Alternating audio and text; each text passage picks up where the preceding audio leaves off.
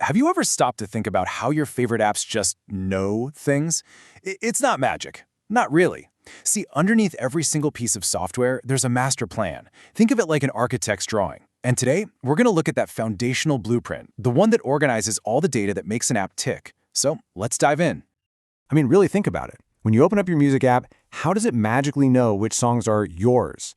Or, how does a social media site keep track of literally millions of posts and connect them all perfectly to the right person? It feels like it's just working, right? But behind the scenes, it's all about a really, really smart design.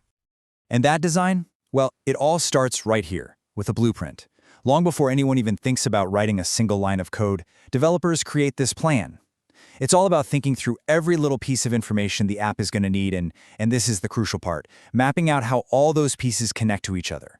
If you get this wrong, man, you're basically building a skyscraper on a shaky foundation. It's just not going to work. Okay, so this blueprint has a fancy name, a conceptual data model. And here's the key thing you got to remember. At this stage, the specific technology doesn't matter one bit. We're not talking about Oracle or MySQL or any other database. This is a pure, high-level plan that's focused only on what the business needs, the what and the how of the data itself. It's about the idea, not the implementation. You see, creating this blueprint is actually the critical first step in a much bigger process. First, you've got the conceptual design. That's our high-level blueprint. Then you move on to a logical design, which is kind of like a more detailed schematic. And only then, at the very end, do you get to the physical design. That's the actual construction phase where you pick a specific database. And you can see why that first step is so important, right? If you mess up the blueprint, the rest of the project is just going to fall apart. All right, so how do we actually build this blueprint? Let's stick with our house analogy because it works really well. A data model, just like a house plan, is made up of a few basic building blocks.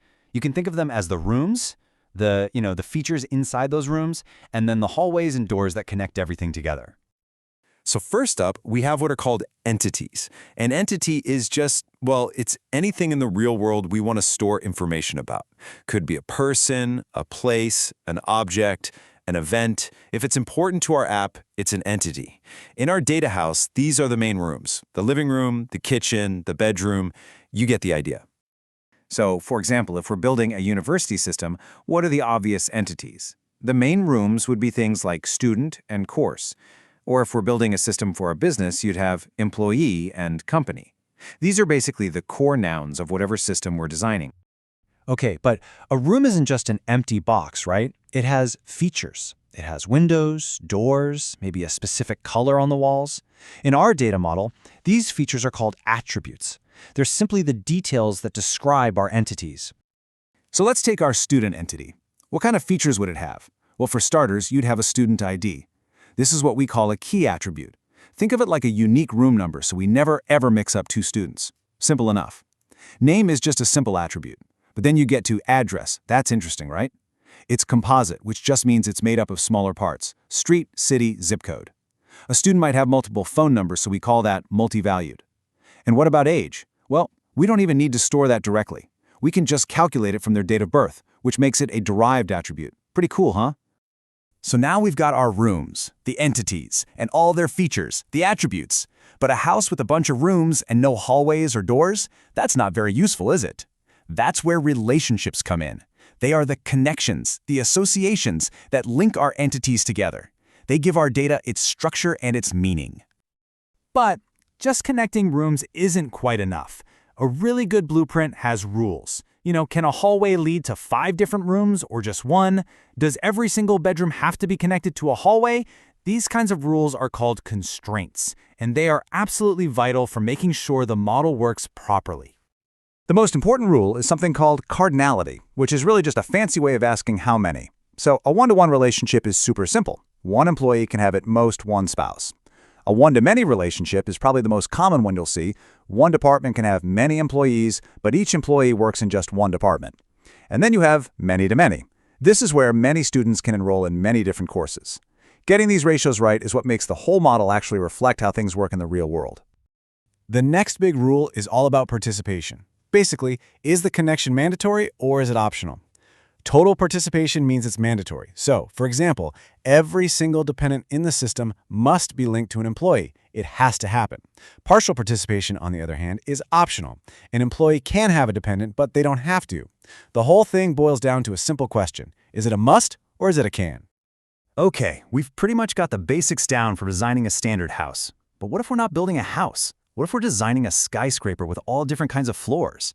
Sometimes our data has these complex hierarchies, and for that, we need to pull out some more advanced architectural tools. So how do we handle something like that? We use a really cool technique called specialization. It's a super powerful way to model what we call is-a relationships. For example, a professor is a type of employee. A manager is also a type of employee. This lets us define a general, broad category and then create more specific subtypes from it. Let me show you how that works in practice. We can start with a general superclass, let's call it employee, which has all the attributes that every employee shares, like an ID and a name. Then we can create specialized subclasses from that, like professor. Now here's the magic. A professor gets all the standard employee attributes for free. That's called inheritance, and then we can add their own unique details on top, like their academic rank. It's an incredibly smart and efficient way to model this kind of hierarchy. All right, that's enough theory for now. Let's take everything we've just learned, entities, attributes, relationships, all of it, and see how it works in a real-world scenario. We're going to build the conceptual blueprint for a university system, step by step. First things first, we need to identify our main rooms, our entities. So for a university, we clearly need a student, a course, and an employee. These are all what we call strong entities. They can exist all on their own. But then look at dependent. It's listed as weak, and that's because a dependent only makes sense in our system if they're actually linked to an employee, right? You can't just have a dependent floating around in the database by themselves. And you'll see employee is also marked as our superclass, getting it ready for that hierarchy we were just talking about. Okay, we've got the rooms. Now let's start adding the hallways and connecting things. The most obvious connection we're going to need is between the students and the classes they take. So let's call this the enrolls relationship.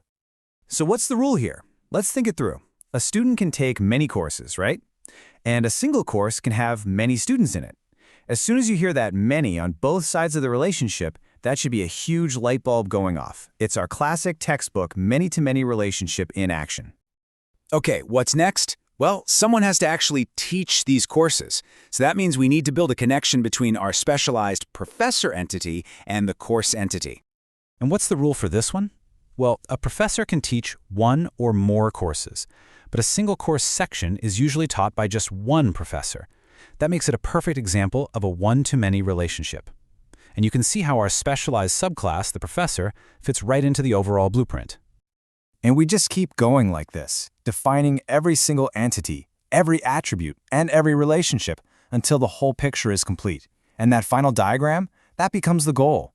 It's an unambiguous, clear, high-level blueprint that guides the entire development team, making sure that everyone is building the exact same house.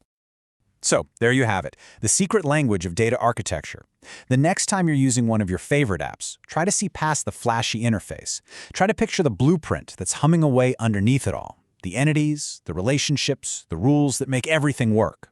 Now that you know what to look for, what hidden structures can you spot?